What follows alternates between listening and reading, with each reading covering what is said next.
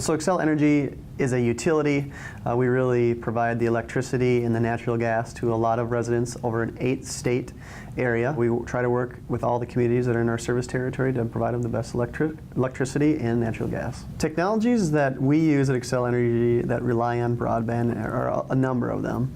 One, we have, obviously, we're across 8 states, so we have several locations that we're operating out of, and we need all those locations to communicate.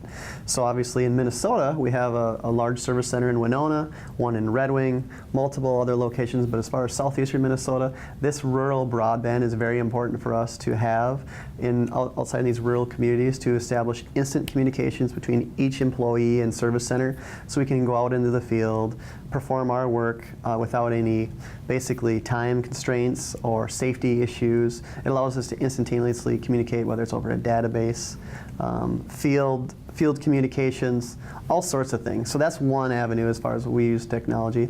We also use the technology to do some of our inspections, our transmission line inspections. So we have drones that will go out and inspect transmission lines, distribution lines with cameras that provide us real-time feedback of what they're videoing. And that video allows us a much safer inspection of these transmission lines, and that constant feed back and forth through a broadband connection allows us to have both-way communication. So one of the things that's really neat in our industry is this thing called advanced grid. So the electric grid is pretty old, and it was really built with large generation power plants, and they send out power to distribution and transmission lines all the way to our final customers. So with our advanced grid, we have to design the grid and take a look at how the grid's going to function in the future. So by using broadband, we're looking at grid in the future where we're going to have two-way communication with our customer. Right now it's really a one-way communication. We send you electrical power.